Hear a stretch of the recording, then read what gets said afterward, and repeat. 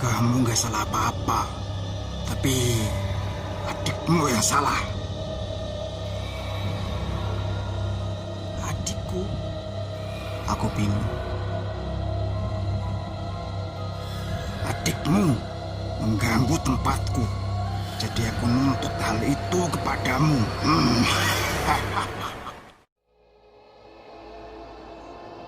Ikut aku saja, kamu gak akan menangis lagi. Banyak teman di sana.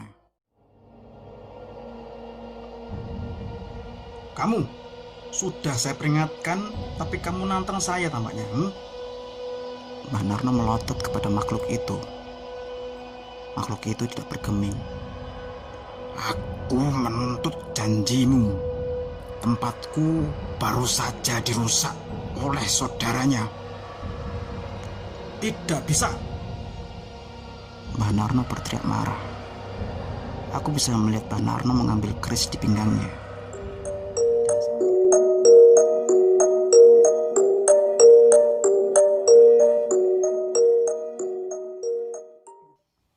Apa yang aku tulis di sini bukan cerita sembarangan, melainkan satu dari banyaknya kenangan yang gak bakal aku lupain seumur hidupku. Kenangan buruk atau baikku, gak bisa menilainya. Karena aku percaya di balik setiap kejadian pasti ada pelajaran berharganya, termasuk ceritaku ini. Percaya atau tidak, kembali pada diri Anda. Karena apa yang aku alami benar-benar terjadi.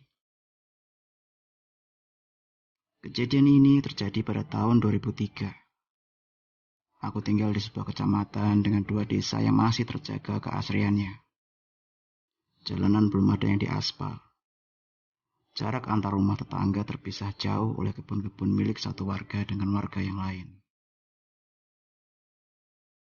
Bisa dibilang desaku masih orisinil. Tapi aku gak akan cerita tentang desaku. Jangan khawatir, akan ada waktunya untuk cerita tentang desaku ini. Karena yang akan aku ceritakan jauh lebih menarik dibandingkan para penghuni desaku. Aku sebut mereka para penghuni pabrik tua. Desaku memiliki anak sungai sebagai pembatas dengan desa tetangga yang masih satu kecamatan. Jauh di hilir sungai, bila mengikuti arus air, akan ada sebuah lahan kebun tebu yang sangat luas. Aku gak tahu berapa luasnya. Yang jelas, kami anak-anak desa dihimbau untuk tidak mendekatinya. Tepat di ujung lahan tebu, berdirilah sebuah pabrik gula. Saat ini, pabrik itu sudah lama tidak beroperasi lagi. Pabrik gula ini memiliki luas yang juga tidak kalah besar dibandingkan lahan tebunya. Di sini, banyak pekerjanya adalah warga desa kami dan tetangga. Konon kabarnya, pabrik gula ini sudah ada semenjak zaman Belanda. Sehingga tidak mengejutkan bila bangunannya masih terkesan kuno di sana-sini. Bahkan, di samping pabrik didirikan sebuah perumahan kecil untuk para pekerja pabrik yang datang dari luar kota. Sebegitu besarnya pabrik ini, sampai dibuat 4 zona bagian. Di ujung timur, terdapat gudang utama dan pasar pembatas untuk rumah pekerja pabrik. Di bagian barat adalah kantor utama. Terdapat lapangan sepak bola yang dapat digunakan untuk umum. Dan sebuah masjid besar, zona utara, terdapat ruang produksi. Besarnya 2 kali lipat dari zona timur. Dan ada lapangan tenis, namun hanya untuk pribadi dan karyawan pabrik. Terdapat juga sekolah TK, gaya bangunannya bergaya Eropa. Sekolah TK ini dibuat pabrik untuk anak para pekerja dan untuk anak umum. Kita beralih ke zona selatan yang akan jadi latar utama ceritaku. Zona selatan adalah zona pabrik yang hampir tidak digunakan lagi. Karena dulu sebelum aku lahir, zona selatan adalah zona yang menjadikan saksi kebakaran hebat. Sehingga tempat ini adalah tempat yang paling terbengkalai. Apa saja yang ada di zona selatan? Di zona selatan adalah gudang utama sebelum pindah ke zona timur. Selain itu, ada beberapa kolam yang digunakan untuk menampung limbah. Ada juga tempat timbangan sebelum barang dikirim keluar. Semua itu ada di zona selatan ini. Namun zona selatan adalah zona di mana banyak kejadian misterius terjadi. Bisa dibilang, zona selatan adalah zona dengan penjagaan dari satpam yang paling rentan, sehingga masyarakat desa biasa menggunakan jalanan ini untuk lapangan atau masjid atau bahkan desa tetangga. Itu adalah sedikit gambaran tentang pabrik gula ini. Lalu, apa hubungannya dengan pengalamanku tentang penghuni pabrik tua itu? Dari sini, aku akan memulainya. Seperti yang kau bilang tadi, kejadian ini terjadi pada tahun 2003. Waktu itu, aku masih menginjak bangku SD kelas 3. Aku hanyalah anak-anak biasa yang tumbuh seperti anak-anak yang lain. Namun, entah apakah saat itu adalah hari sial bagiku. Karena ada sesuatu yang lain yang tampaknya tertarik denganku. Aku masih ingat jelas, hari itu adalah hari Kamis sore. Ada hal yang anak-anak desaku lakukan setiap sore menjelang maghrib, yaitu main bola di lapangan. Masalahnya adalah tidak ada lapangan di desaku, hanya pohon rindang dan perkebunan warga. Jadi akhirnya kami menggunakan lapangan lain. Kami menyebutnya dengan lapangan pabrik. Lapangan pabrik adalah sebuah lapangan yang dibangun oleh pabrik. Awalnya untuk para karyawan, namun bergeser menjadi lapangan untuk para warga. Dan saat ini lapangannya untuk umum, karena lapangan pabrik ada di zona barat, sedangkan letak desaku jauh di timur pabrik. Maka kami harus memutar untuk sampai ke lapangan, dan zona selatanlah yang paling dekat bila ditempuh dengan jalan kaki. Terdapat jalan setapak dari aspal di zona selatan. Maka ketika kami melewati jalanan itu, maka kami bisa melihat dengan jelas bangunan gudang-gudang tua yang dulu pernah menjadi saksi tragedi kebakaran hebat. Juga kolam-kolam limbah bekas pabrik. Sejujurnya, para orang tua di desaku tidak menganjurkan kami melewati zona selatan pabrik, karena konon tempat itu adalah tempat yang angker untuk dilewati anak-anak. Namun, daripada kami harus jalan memutar yang lebih jauh, kami akhirnya tetap memilih jalur itu. Kami sampai di lapangan jam 3:30 sore dan akan pulang sebelum azan masjid dekat lapangan berkumandang. Waktu itu kami keasikan bermain sehingga kami sadar azan maghrib berkumandang dan hari sudah petang. Kami segera mengakhiri permainan dan berduyun-duyun untuk pulang. Kemana kami lewat? Jawabannya zona selatan yang waktu itu sangat-sangat gelap dan mencekam. Padahal itu masih jam 5:30 sore. Kami berusaha menjaga lisan dan sikap saat melewati jalanan itu, seperti perintah orang tua kami. Setelah melewati bangunan tua, gudang lama, kami sampai di kolam limbah. Di sini, aku jadi ingat sebuah cerita yang pernah aku dengar dari bapak. Dahulu, ada seorang karyawan pabrik yang membawa anaknya untuk memanen tanaman singkong di samping kolam limbah. Anaknya masih kecil, mungkin seusia aku waktu itu. Dan ketika orang itu asik memanen singkong, tanpa sadar anak yang beliau bawa tiba-tiba menghilang. Beliau panik. Sang ayah terus mencari, tanpa disadari hari mulai gelap dan dia masih belum menemukan di mana keberadaan anaknya. Hal ini segera dilaporkan pada satpam yang berjaga saat itu. Kemudian hal ini segera menyebar dan banyak karyawan yang ikut membantu. Sebegitu banyaknya karyawan yang ikut membantu tidak membuat sang anak yang menghilang ketemu. Kemudian seseorang berkata, mungkin saja anak itu jatuh ke kolam limbah.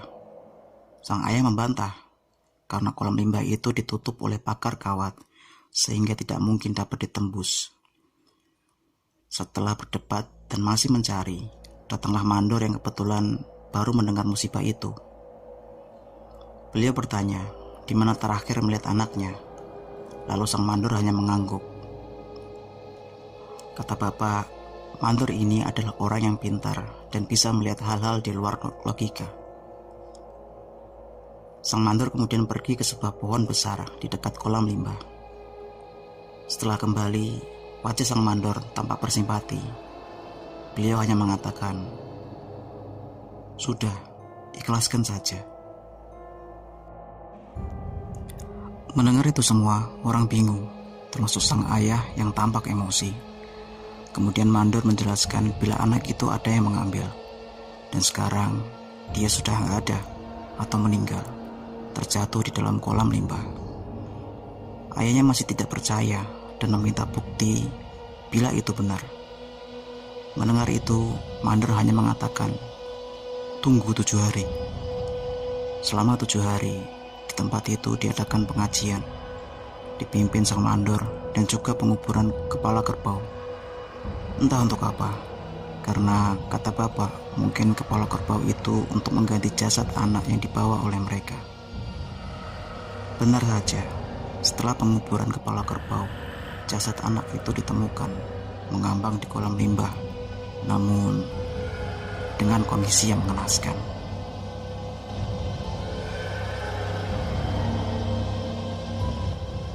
Kembali ke ceritaku. Hari sudah gelap dan kami masih menelusuri jalan. Pagar kawat kolam limbah sudah terlihat. Artinya sebentar lagi kami akan sampai di desa. Namun aku berhenti. Aku melihat gelagat yang aneh di pagar kawat.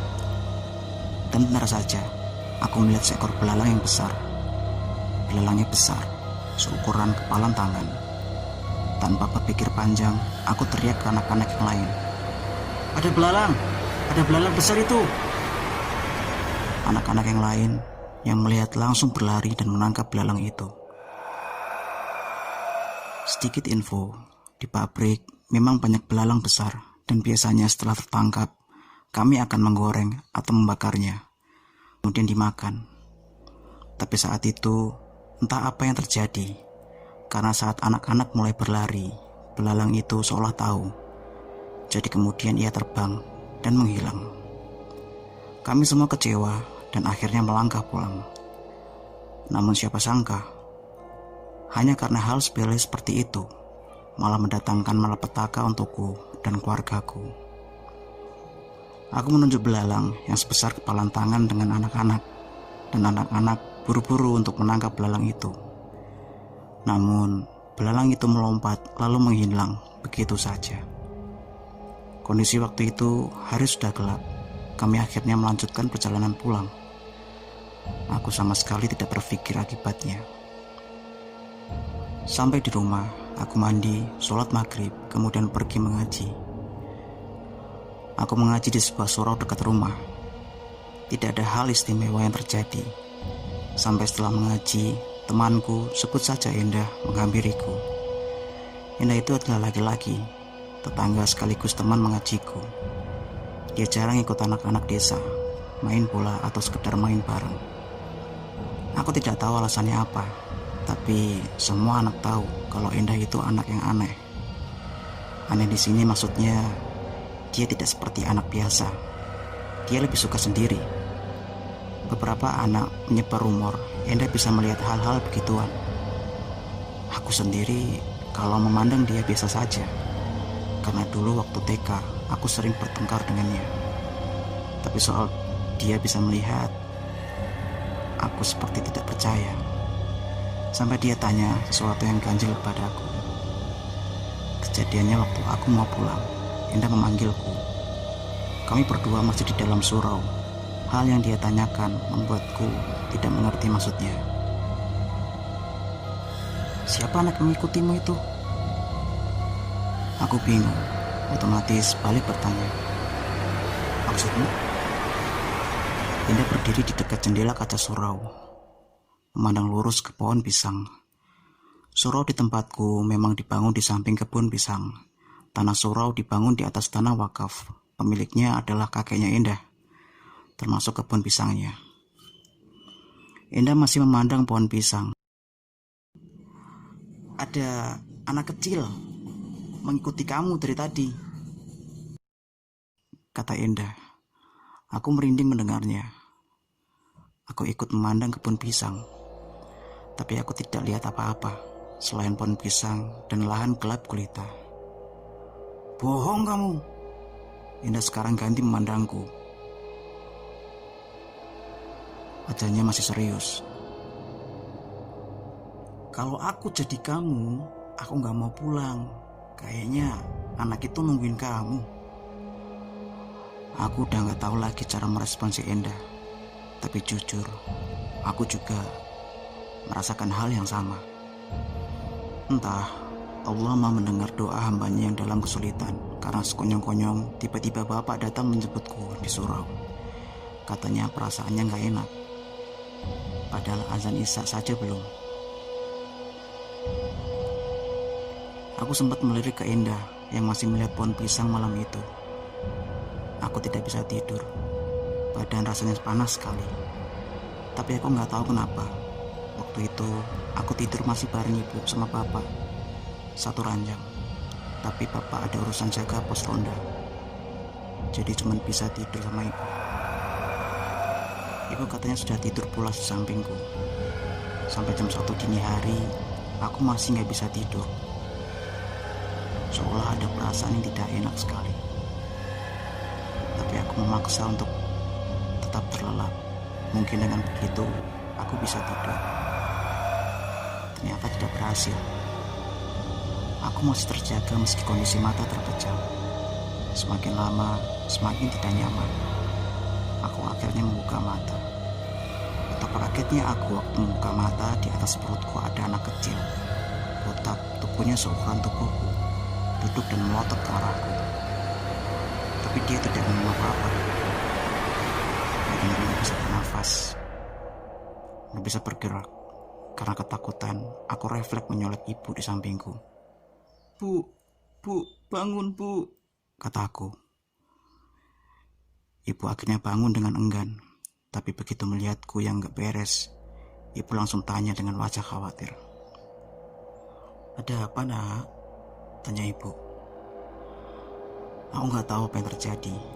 Bibirku berat untuk bicara. Ibu semakin bingung.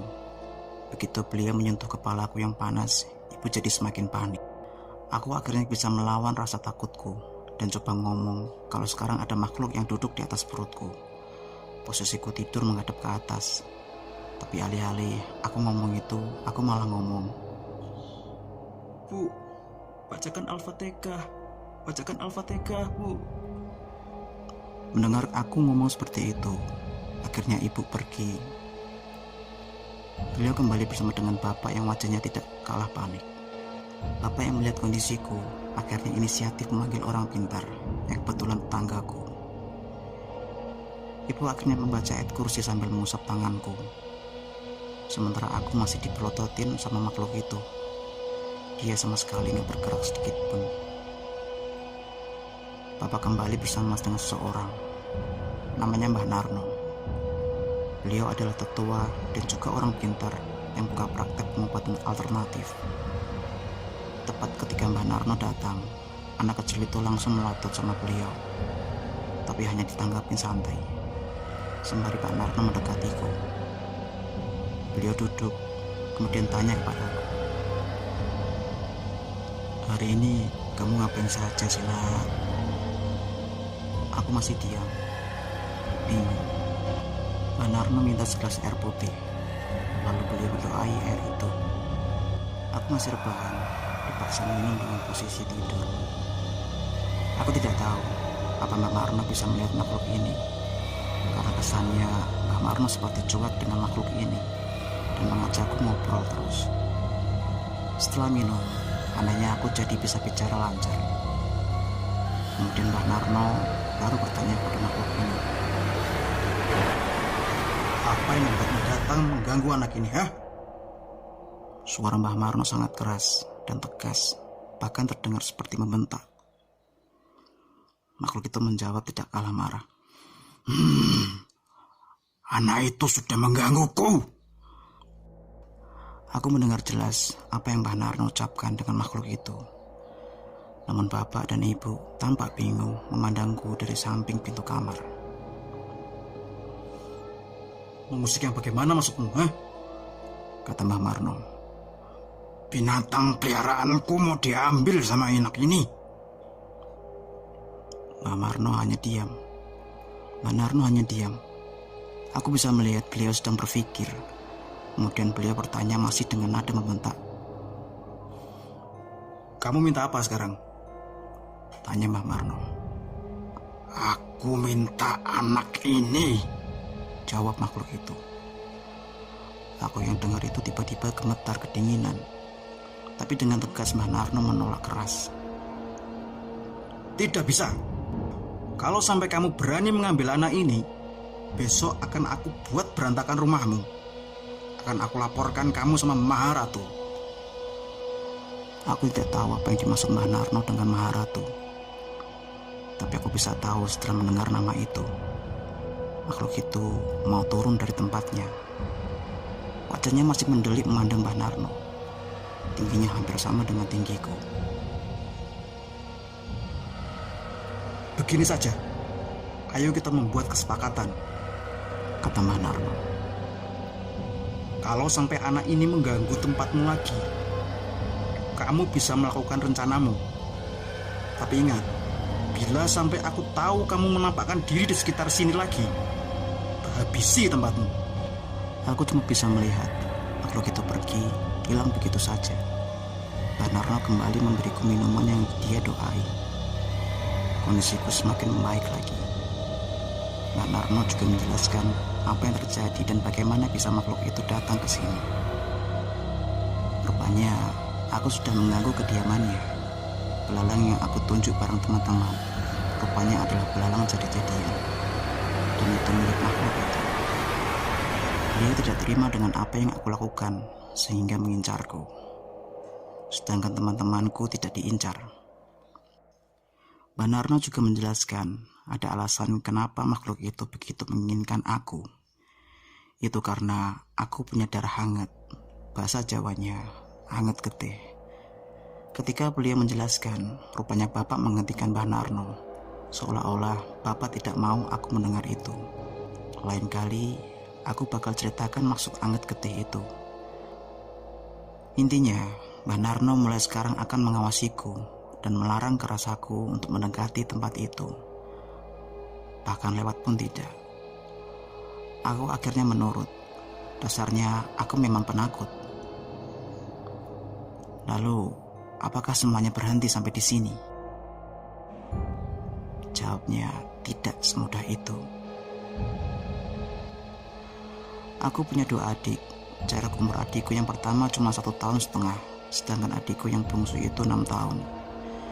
Tapi kata orang-orang, aku sama adikku yang pertama sangat mirip. Bahkan banyak orang yang selalu salah membedakan kami berdua. Disinilah bencana itu datang kembali. Adikku tidak tahu apa-apa soal kejadianku didatangi makhluk itu di kamar. Karena saat itu adikku masih menginap di rumah nenekku yang masih satu desa. Sehingga bapak lupa memberitahu soal pantangan pergi atau sekedar ke tempat kolam limbah itu. Tapi sore itu adikku ke sana. Adikku ke sana ketika mengejar layangan putus.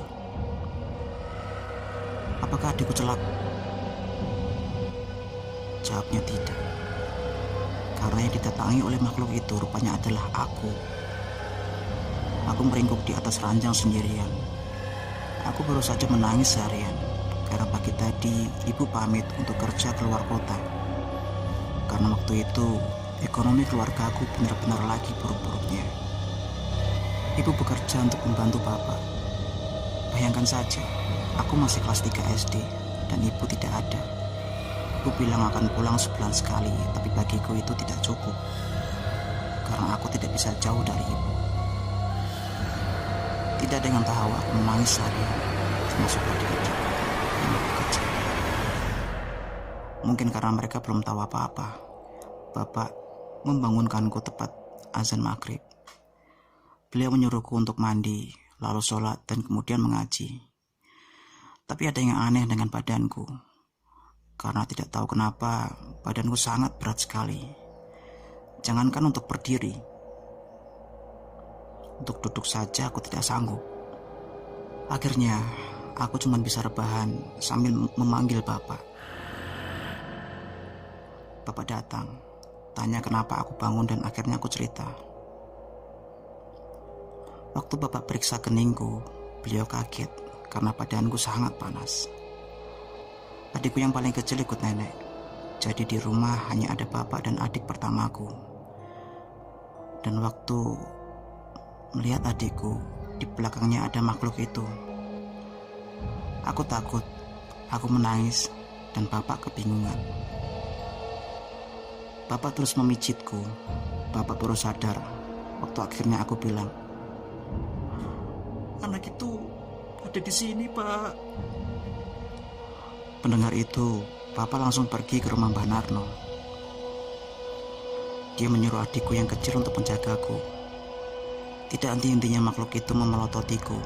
Aku sangat takut sekali. Adikku tidak paham apa-apa.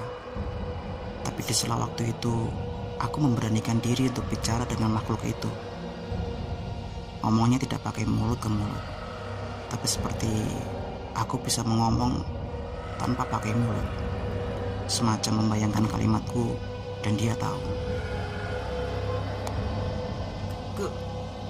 Kenapa kamu kesini lagi? Salahku apa? Dia jawab pertanyaanku. Walaupun bentuknya perawakan anak kecil, tapi suaranya besar. Kamu gak salah apa-apa, tapi adikmu yang salah. Adikku? Aku bingung. Adikmu mengganggu tempatku, jadi aku nuntut hal itu kepadamu. Aku kaget waktu mendengarnya. Terus, kamu minta apa lagi? Kamu, jawabnya.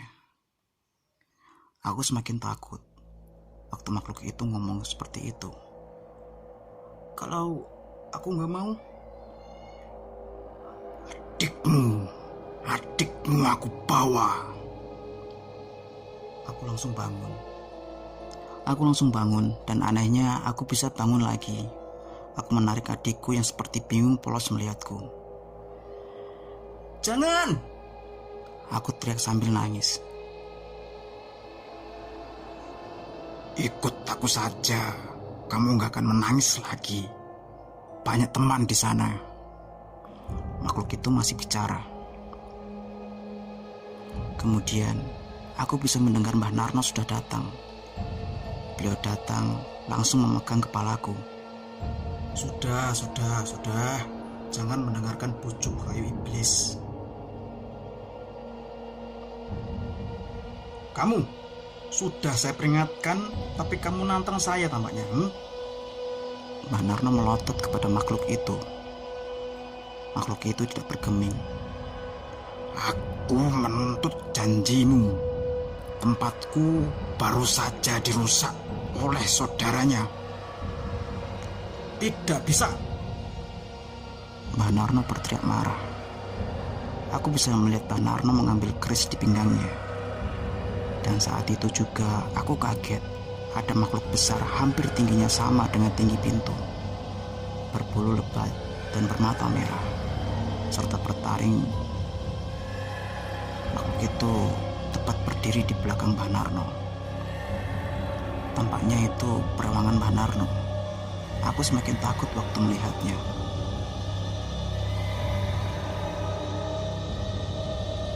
Aku datang minta anak ini. Tidak ada niat nantang Anda, katanya. Tapi ingat, saya tidak akan mundur sebelum mendapatkannya. Aku nggak tahu apa yang terjadi. Tiba-tiba seperti dipukul keras sekali. Kalau kata bapak yang menyaksikan waktu itu, badanku katanya ditabrak ke tembok, entah oleh siapa. Begitu aku bangun, aku melihat matanya bapak merah. Tampaknya bapak baru saja menangis. Mbah Narno di sampingku. Beliau Aku masih nggak tahu apa-apa, seperti linglung. Aku juga melihat ada istri Mbah Narno. Kamu kangen ibu, Tona? Kata Mbah Narno. Aku bingung, kok bisa tahu? Terus Mbah Narno bilang bahwa ibuku sedang dalam perjalanan pulang, jadi tidak perlu sedih lagi. Aku langsung senang mendengarnya, tapi aku masih lihat bapak masih sedih. Kenapa toh, Pak? Kok kayak sedih gitu? Tanyaku. Mbah Narno lah yang menjawab. Kamu sabar dulu ya. Habis ini akan jadi malam yang panjang untuk kamu. Aku masih ingat. Aku masih gak ngerti maksud Mbah Narno, tapi semua terjawab waktu ada yang masuk. Itu adalah pamanku. Pak Dino? Aku biasa memanggilnya dengan Pak Dino. Dino begitu datang langsung memeluk bapak, kemudian datang ke tempatku yang terbaring. Siapa yang berani-berani mau mengambil keponakanku? Mau tak habisi di sini apa? Aku gak pernah melihat Dino semarah itu. Di antara keluarga besarku, sejak kecil semua orang desa tahu kalau Mbah Narno adalah tertua dan orang pintar di sini. Maka Dino, yaitu omku, adalah juru kunci desaku. Mbah Narno dan Dino berbicara berdua, tapi aku bisa mendengar yang mereka katakan. Katanya makhluk itu ada di dalam tubuhku. Aku kaget bukan kepalang waktu mendengar, karena aku sendiri tidak merasakan apa-apa. Mbah Narno juga menjelaskan kalau aku getih anget. Jadinya makhluk itu tidak bisa mengambil alih tubuh. Hanya berdiam diri agar makhluk itu tidak bisa diapa-apakan sama Mbah Narno. Mbah Narno juga sudah mencoba memberi perintah kepada Joko Gemblung yang aku perkirakan makhluk hitam tadi. Tapi makhluk itu lebih licik. Kalau Joko Gemblung ingin melukai makhluk itu, maka aku juga akan kena imbasnya, karena makhluk itu bersembunyi dalam tubuhku. Wajah Deno marah padam. Beliau meminta air dicampur garam dan terus-menerus berkumur dengan itu, sambil sesekali bertanya hal aneh ke arahku. Pertanyaannya seputar, Siapa kamu? Tak hancurkan kamu bila berani menyentuh keluargaku. Mbah Narno hanya bilang bahwa harus sabar. Mereka tidak bisa berbuat apa-apa sebelum ibuku pulang. Jam 5 subuh, ibu baru datang. Wajahnya sedih, ingin menangis. Begitu dikabarkan, beliau langsung menyari bus untuk pulang. Aku ingat waktu itu, ibu langsung memelukku tidak henti-hentinya. Mbah Narno yang pertama berdiri. Beliau bilang kalau mobil itu di luar sudah menunggu. Aku tambah bingung, apa maksudnya mobil?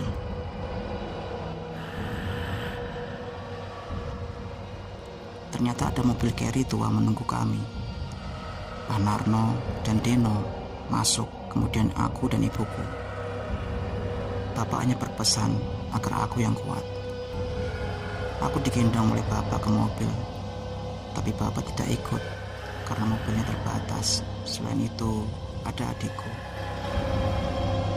Aku gak bisa merasakan kalau ada makhluk itu di tubuhku, tapi aku tahu kalau badanku lumpuh, tidak bisa diapa-apakan.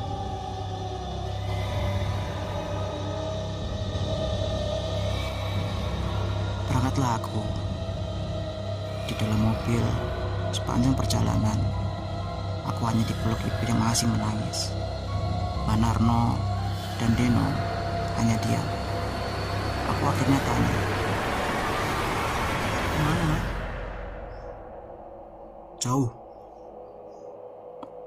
jawab Deno ketus. Aku gak ingat sepanjang perjalanan. Yang aku tahu cuma perjalanannya lama sekali, hampir 6 jam. Terakhir sebelum sampai, aku masuk ke jalanan yang samping kiri kanan hutan. Sampailah aku di sebuah rumah di daerah kampung. Kampungnya sendiri masuk ke hutan. Kiri kanan rumah sederhana dari bambu. Aku masih bingung. Ketika mobil berhenti, aku bisa melihat seseorang keluar dari sebuah rumah gubuk. Perempuan, sudah tua, di bibirnya ada warna merah-merah. Dia melihatku dari luar mobil. Wajahnya tua sekali, mungkin umur 70 tahun atau lebih. Dia bicara pakai bahasa Jawa medok. "Ambilkan aku daun kelor, nak." Dia bicara sama perempuan. Umurnya mungkin 15 tahunan, masih muda. Begitu dia memegang daun kelor, dia menghampiriku. Dipukulkan itu daun kelor ke kakiku, tanganku. Anehnya, aku bisa berdiri setelah itu. Mbak Narno dan Deno mencium tangan wanita asing itu. Sebelum bicara, orang itu sudah tahu semuanya. Di dalam, wanita itu hanya melihatku. Tampaknya tidak berekspresi. Kemudian dia mengatakan, "Memang dasar anaknya ular, nggak pernah diajari sopan santun, minta diinjak ini." Aku masih bingung. Di situ aku baru tahu kalau wujud makhluk itu sebenarnya adalah ular. Mbak Narno yang pertama berbicara. "Gimana ini, Nyai? Apa dipaksa keluar saja?" "Tidak bisa," jawab wanita itu tegas. "Ular ini licin, kayak bulat. Aku saja langsung tahu sekali lihat." Wanita itu kemudian melihat Deno. "Kamu kok nggak bilang punya keluarga yang kayak gini?" Deno orang yang tegas tiba-tiba pucat.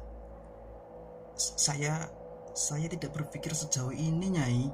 Saya kira dihilangkan saja mata batinnya sudah cukup." Wajah wanita itu merah, seperti ingin marah. Kemudian dia membentak, "Goblok!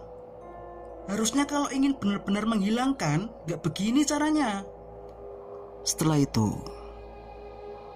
itu, aku dan ibu disuruh istirahat di sebuah kamar. Sementara Mbak Narno, Deno, dan wanita itu pergi. Sore menjelang maghrib, aku dibangunkan ibu. Diajak makan, kemudian kembali ke kamar.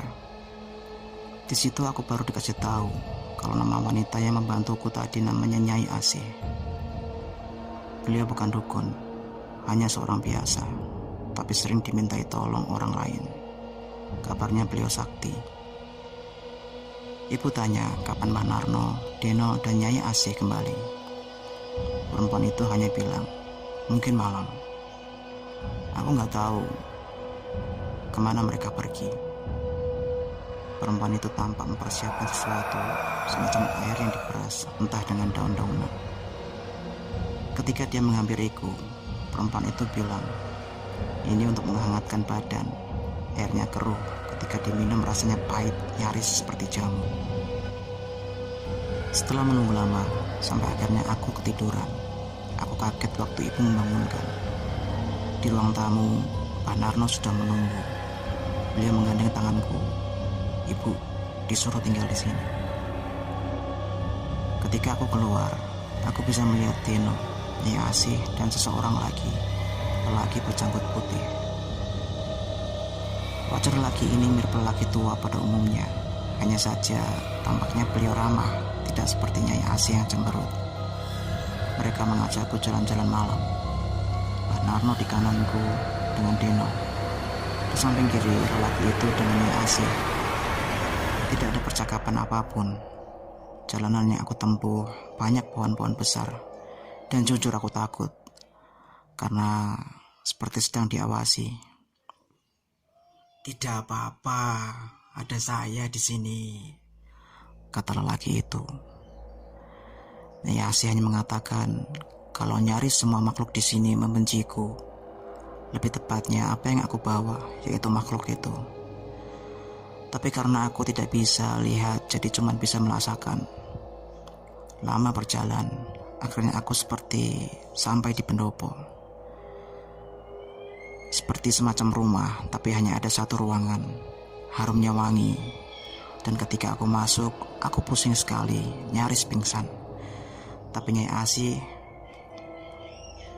memasukkan benda yang biasa ia gigit ke mulutku. Jijik awalnya.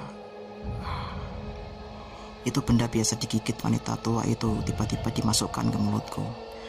Rasanya pahit, sangat pahit malah. Gigit saja. Di dalam ruangan itu cuma ada tempat tidur di tengah. Aku disuruh rebahan tidur. Panarno duduk bersila, sementara Deno hanya berdiri di sisi lain. Nyai Asih dan lelaki asing itu mengawasi di pinggir. Setelah semua pintu dan jendela ditutup, aku bisa mencium aroma bunga yang menyengat. Pertama, buka mata batinnya, kata lelaki itu. Nyai Asih bisa memandangiku tanpa ekspresi. Nyai Asih masih memandangiku tanpa ekspresi, sementara lelaki itu menyentuh mataku. Dia menyuruhku untuk merem. Aku nurut. Aku nggak bisa lihat apa-apa, hanya mendengar suara Manarno dan Deno kumat kamit. Pelan, kepalaku hanya ditekan. Sakit. Aku sampai teriak. Kepalaku seperti diinjak-injak sama seseorang. Padahal itu cuma tangan lelaki itu yang menempel di mataku. Setelah aku teriak-teriak kencang, akhirnya dilepas. Ruangan yang awalnya cuma diisi 4 orang, tiba-tiba jadi ramai. Aku lihat makhluk yang wujudnya aneh-aneh. Ada yang kepalanya miring, sampai ada yang gak punya wajah. Aku merem lagi, tapi lelaki itu ngomong kalau mereka kesini gara-gara apa yang aku bawa. Selanjutnya lelaki itu menjelaskan dia bakal pergi dari tempat ini dengan yang lain, meninggalkanku di sini sendirian bersama dengan makhluk-makhluk itu. Aku menangis kencang. Mereka beneran pergi. Aku yang memohon-mohon kepada Mbah Narno dan Deno sama sekali tidak digubris.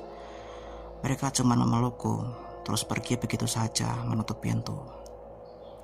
Di tempat itu aku cuma meringkuk, menutup wajah dengan lutut. Tidak bisa aku bayangkan lagi kejadian waktu itu. Sampai sekarang aku masih lemas kalau ingat kejadian itu. Tapi anehnya, aku tidak diapa-apakan. Aku hanya dipelototin saja. Lama aku di sana, hampir sepanjang malam kalau seingatku. Sampai aku kaget waktu ada yang menggedor-gedor jendela sama pintu. Keras sekali. Suaranya membikinku berteriak-teriak menangis. Terakhir yang aku ingat, aku melihat Mbak Narno dan Dino memegangi tangan dan kakiku. Sementara Nyai Asih memegangi kepalaku. Badanku tidak karuan. Sementara itu, tempat itu sudah sepi, tapi sakit sekali badanku. Seperti ada ribuan makhluk yang ada di dalam tubuhku. Aku hanya mendengar Nyai Asih bilang, "Tahan, Ger. Tahan ya." Rupanya semua makhluk itu baru saja dikumpulkan sama Nyai Asih, Deno, dan Denarno. Mereka dikumpulkan untuk masukkan ke dalam tubuhku. Iya, tubuhku yang kecil ini diisi makhluk sebanyak itu. Aku menjerit. Tangannya Asih rasanya panas sekali, seperti membuat kulitku melepuh. Setelah itu, aku tidak ingat apa-apa lagi. Karena bangun-bangun, aku sudah bersama ibu di kamar. Kejadian semalam seperti mimpi bagiku. Nyai Asih masuk kamar dan kemudian duduk di sampingku. Kali ini aku bisa melihat dia senyum. Giginya rupanya ompong. Suaranya serak. Sepertinya semalam adalah hari yang melelahkan bagi beliau. Harus berteriak-teriak supaya aku tahan rasa sakitku itu. Untung kamu bisa bertahan. Ular itu tidak mau pergi meskipun dihajar oleh setan sebanyak itu yang tak masukkan ke dalam tubuhmu, Ger. Di sini, beliau memberitahu soal maksud getih anget dan kenapa Deno dulu sempat melakukan hal itu. Nyai Hasi hanya bilang kalau punya getih anget itu hal yang tidak bagus, karena dasarnya ada manusia yang begitu disukai jin atau setan dan sebangsanya. Getih anget atau darah yang hangat itu bisa memancing makhluk itu untuk masuk ke tubuh, menguasainya.